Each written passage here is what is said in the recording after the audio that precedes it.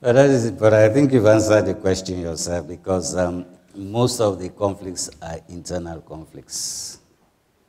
And most of these internal conflicts within the states themselves may have some root causes, not within the country, but might be caused by some interplay of some external forces. So that explains conflicts within the states themselves. Sometimes it's because of mismanagement of natural resources, and sometimes it's because others want to come in and exploit the natural resources, and the only way they can get that is by creating conflict. That comes in. Sometimes the root cause of the conflict is based on ethnicity, and when you talk about ethnicity, perhaps the partition of Africa perhaps also has to be blamed because of that, because these boundaries were very artificial, and they were not constructive.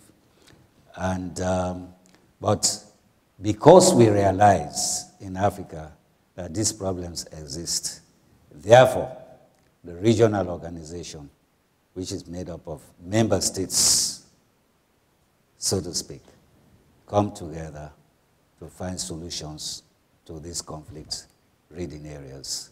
That's why you find that the African Union plays a very positive role in most of these areas of conflict in Africa. And there's very good regional cooperation between the African Union and even the United Nations. Some cooperation. In some cases, in fact, the regional organization comes in as a first step, even before the UN Security Council acts. In the case of Sierra Leone, ECOMOG was there, which was the West African force, was in Sierra Leone even before the UN intervened. And also in Chad and these other areas, you find something similar. These are African forces. They are there before even the UN intervention. So that is the attractive part of it. Some of these conflicts are not homegrown. They are caused by external sources. And then we have, as member states, have to contain them. And this is why we come together as a region to play that role.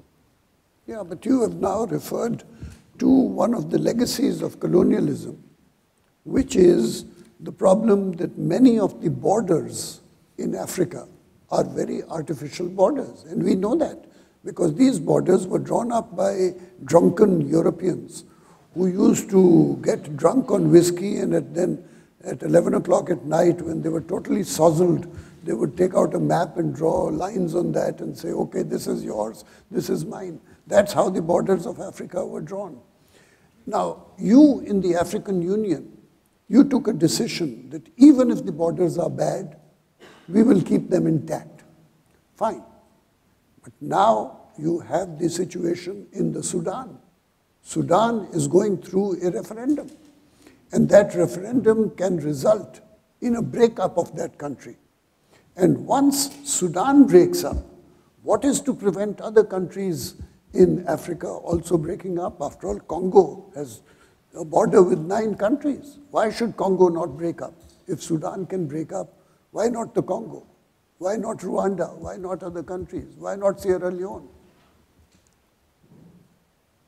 Well, I would ask you to give me any country in Africa which is similar to the situation in Sudan, where you have Arabs in the north and Africans down the south, where you have a blend of that, culturally different in any respect. I thought all of us were Africans in this room because all of us started from East Africa, and the only difference between the one and the other is that some had stronger legs, so they walked all the way to America, and people like me had weak legs, so by the time we got to Pakistan, we were tired. But we are all Africans in origin. That is true. But then because of the cultural differences which have come to play a lot of impact in the relationship between the two sides, the North and the South. And then the South feeling that they don't have a share of the cake, and almost everything is being more or less monopolized by the North. And these are some of the differences there. But then, as I say, these are issues which based on cultural differences and ethnicity. And they are not strange in Africa. Some of these might find time when perhaps a solution will be found eventually. But then we've not given hope on Sudan. We still hope we will have a unified Sudan within the AU. And that is our goal. But it's quite clear that Sierra Leone is a happy country, close to paradise, and that's where the 72 virgins are to be found. And so I look forward to my next trip to Sierra Leone. We'll open this to questions from the floor. You'll be welcome. Would you like to come in, Mr. Provost? Earlier, Ambassador Kamal was inquiring about how to get a license to mine coltrane.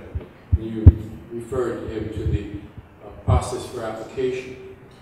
In this handout, a glimpse into Sierra Leone, it says over here that the new government's priorities include further development, creating jobs, and stamping out endemic corruption. So my questions are, who do I need to see to arrange for a license for coltrane, and how quickly do I need to see them? In other words, more seriously, what kind of progress are you making in changing such a deep-rooted thing as corruption in your country? Thank you. Well, let me say, you might find comforts in the assessment, the ranking of Sierra Leone, according to the World Bank doing business. It ranks as one of the, I think one of the, it's moved up over 20 places or 12 places in doing business in Africa, West Africa, 20 best or 20 worst? 20 places 20 above in doing business. So doing business is very easy. There's a one-stop shop where you go and get, within a day you get your license to float your company and start your business. And also there is a lot of investor protection because we contribute towards the World Bank Convention. And so you find it very easy to start your business now. And there is no difficulty. Formerly, it used to take over a month for you to float a company. But now you can go there within a day, one-stop shop. At the same place, you get your M&A, and then you float your business. And you don't even have to pay an advance tax. So that is the ranking we now have. So we rank as one of the 5th, in fact, I think, in sub-Saharan Africa for doing business quickly and then starting your business. And then as far as corruption is concerned, we are also rated very high within the Transparency International Corruption Perception Index, where we are ranked very high because we're fighting corruption, combating corruption very, very seriously.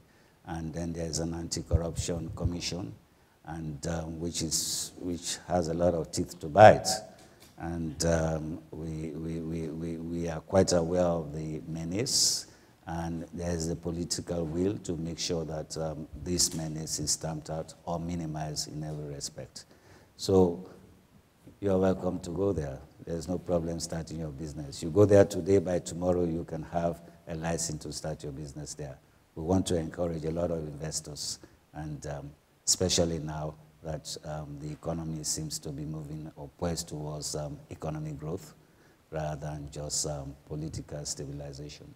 You know that there is a Swedish company called Transparency International, which draws an index of the most corrupt countries in the world. And according to that index, the most corrupt was Nigeria, and the second most corrupt was Pakistan.